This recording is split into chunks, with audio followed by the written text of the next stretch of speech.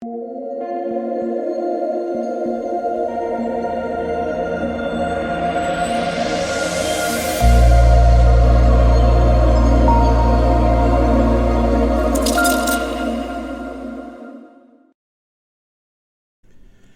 what is going on, guys? It's DK. Back at you with another video here to bring the Monday Night Football Showdown site between the Dallas Cowboys and the Philadelphia Eagles. Super excited to break this one down. But before we get into the video, if you guys are new to the channel, welcome. My name is DK. I make daily videos as well as live stream for NBA and NFL slates on Draftkings. I hope your guys' Week 3 went well. We'll go over my Week 3 lineup in the Week 4 early look video, which will be up tomorrow morning, so be on the lookout for that.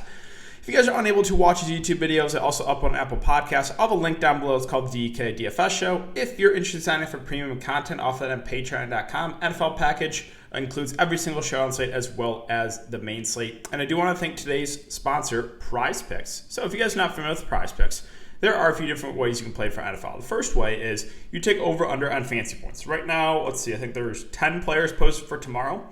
So like for example, Dak Prescott, 23 fantasy points. You either take the over or the under. Pretty simple. You can also mix and match sports, or if you'd rather go to single stat and go to like passing yards, rushing yards, receiving yards, receptions, you can take over-unders there as well. Again, you can mix and match sports, right? They have all the different sports at the top. So if you guys want to try it out, you can sign up to use the code DKDFS. DKDFS, all one word. I'll have a link down below. You get a 100% match up to $100. So you deposit using my code, you get a free $100.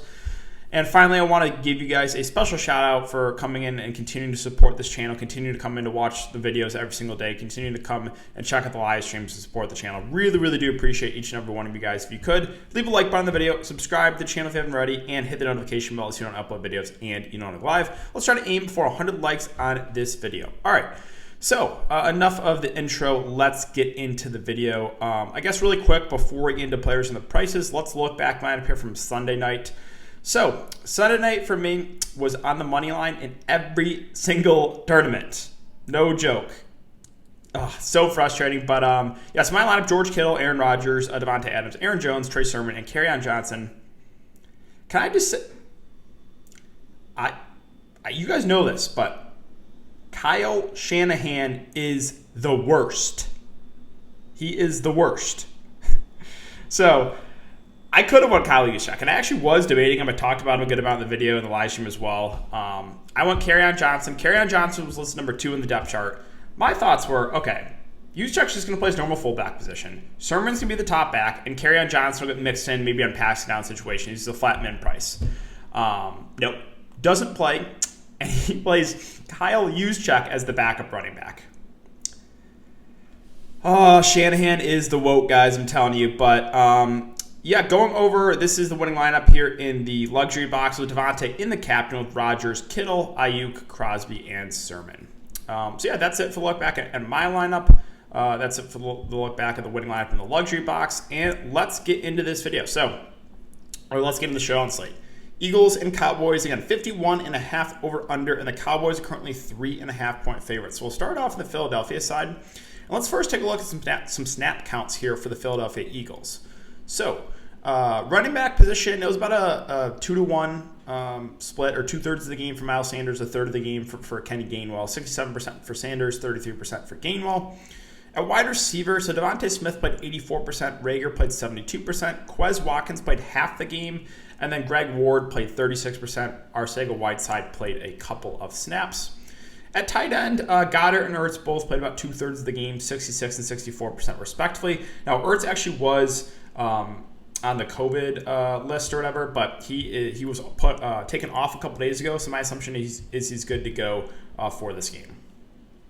And then yeah, we'll get to the Dallas side here in a bit. So start off with Jalen Hurts, 11K. Like the matchup a lot. He's a guy that has rushing upside, 62 and 82 yards on the ground first couple games. Really, really good to see. So he provides that floor, right? And this is projected to be a high-scoring game. He's also pretty solid through the air. Again, I'm not scared of Dallas's defense, so I really like Jalen Hurts. I think he's viable in the captain spot, obviously in the flex spot as well. I think he's one of the better plays for sure on the Showdown slate. Now, Miles Sanders, I think, is a pretty solid option at 8K. Not a true bell cow back. Again, Gainwell will get mixed in. Solid pass-catching back Gainwell is. But, 15 and 13 carries first couple weeks is again, pretty decent Let's see. He had 5 and 2 targets, 7 targets through 2 games. Again, not bad either. So kind of just indifferent on Miles Sanders. I think he's priced about right, relatively safe. Going to get probably somewhere in the 15 to 20 touch range for Sanders. So, yeah, relatively safe play there in the mid-range. Now, at wide receiver, so Devonta Smith has played the most amount of snaps here the first couple of weeks for the Eagles. 8 and 7 targets, 2. He's a guy that does have big play upside. Now, floor is a little bit lower, but the upside is definitely there. I think Devonta Smith is super, super talented. So, like him for GPPs. Dallas Goedert's at 6.6. My issue with Goddard is you can get Ertz for like $4K cheaper, and they're basically going to play the same amount of snaps. Goddard, I think the reason you go there is for ownership. I think the ownership will be relatively low. The price point doesn't make a whole lot of sense. Again, more of a contrarian option there. Rager at 6.2 will get a decent amount of snaps in the slot. 6 and 5 targets the first couple weeks, not bad. Did have a touchdown call back though in week 2. At the price point, I think Devonta Smith probably is a little more upside, but Rager will run those shorter routes. Again, he should get targeted a decent amount. He's played the second most snaps for the Eagles wide receivers the first couple of weeks, so pretty solid play there in the mid-range. Quez Watkins at 5.4. Now we're getting to slightly riskier plays here. So only 3 and 2 targets first couple of weeks. He does have big play upside.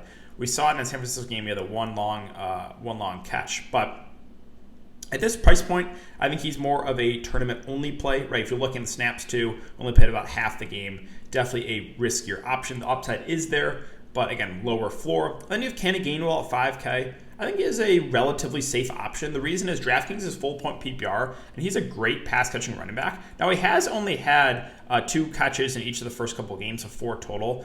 I actually expect those to go up. I think he's a guy that can go get you 5-6 catches in one game, right? He's that talented through the air. And he has gotten some carries as well. So 5K, I think Gainwell is a relatively safe value play. And then, kickers are always safe options. Again, Jake Elliott, safe play. Doesn't have insane upside, but safe option for sure. As far as the defenses go on the show on slate, not super excited about either defense in a higher total game, like I said, tonight with the 49ers-Packers. I usually don't look to the defenses when the total's pushing 50+. Again, you probably need a pick 6 for the defense to pay off, and I'm not trying to predict that. And then, I mentioned Zach Ertz, so he's at 2.2K, and you have Goddard up here at 6.6. Both are going to play probably the same amount of snaps, and Ertz is way cheaper. I know Ertz hasn't done a ton, right? Only 2 targets, 3 catches the first couple of weeks, but the price point, I think, makes him firmly in play, right? He's probably not the same tight end he used to be a couple years ago, but we need value in a showdown slate, and again, I think he is a little bit underpriced. And then below that's really his dart throw. So Boston Scott is listed as questionable. Monitor that. He could eat into a little bit of the snaps of a guy like Canon Gainwell if he is available. Greg Ward at 1.6K did play a little bit more last game. If you go to look to wide receivers, he played 36% of snaps. So large field tournament play, sure. Same with Arcega Whiteside. He got a couple of snaps, but that's really it. Richard Rodgers, they signed him to the practice squad. He was probably a guy that would be available if Ertz was out, but Ertz should be good to go. So really not much else here for the Eagles.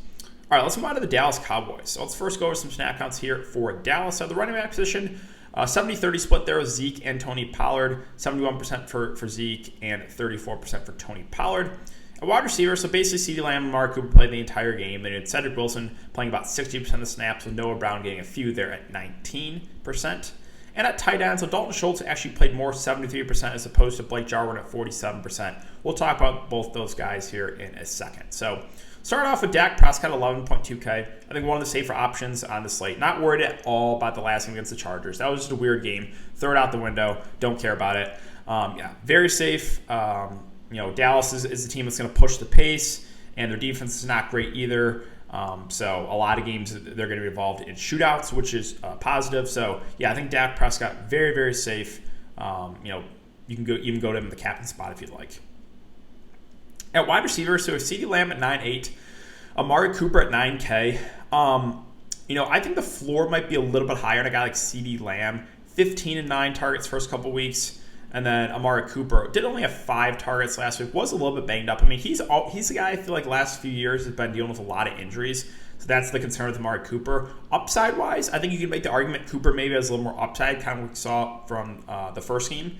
So depends how you want to play it. You could technically play them both if you want to. I think both guys have a lot of upside. I think CeeDee Lamb has a slightly higher floor. Cooper maybe a slightly higher ceiling. Both guys good options in the Showdown slate.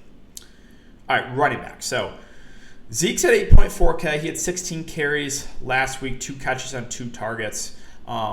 The downside of Zeke is he's no longer like a true bell cow back. Tony Pollard is going to be involved. Tony Pollard is a talented back. Been talking about that since the preseason started, how I like Tony Pollard. So at this price point, he's kind of like basically the same price as Miles Sanders. Expect him to play almost the same amount of snaps and probably get the same amount of touches. So like Zeke and Miles Sanders in this Showdown slate, it's like the Spider-Man shift, right? They're almost the same plays to me. I expect similar workload, similar touches, both going to probably get 65 to 70% of snaps. So, yeah, relatively safe option. Again, is involved in the passing game. And I do got to mention Tony Pollard at 7.6. He had a really good game, had over 100 yards, 13 carries, and had 3 catches on 3 targets.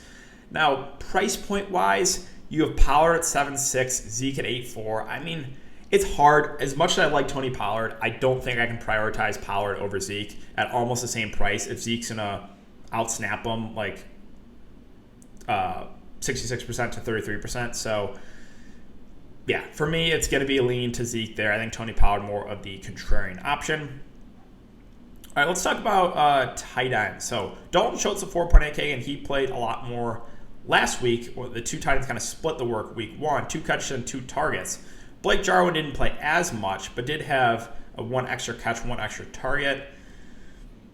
They're pretty similar, right? I guess a small lean to Jarwin for the discount since he's almost $2,000 cheaper. But both tight ends will be involved, and I think both are solid options on the Showdown slate. And then Cedric Wilson at 4.4. So he probably gets somewhere in that 60 to 70% of the snaps. Dallas does like running 3 wide receivers a lot. Did only have a 2 catch, 2 targets, but he's a pretty decent wide receiver, Cedric Wilson. So I think he's a pretty safe value play. Same with Greg Zuerlein at 4K. As I always say, kickers are safe plays in Showdown. Again, the defense is not super excited about the Cowboys D. Like, can you consider the defenses if you're making a ton of lineup? Sure, but like you're probably going to need a defensive touchdown or something weird to happen. And then, yeah, we talked about Jarwin. Below that, it's really, again, Gallup still in the IR. Don't expect much of anything from Corey Clement. I think he got 1 snap last week.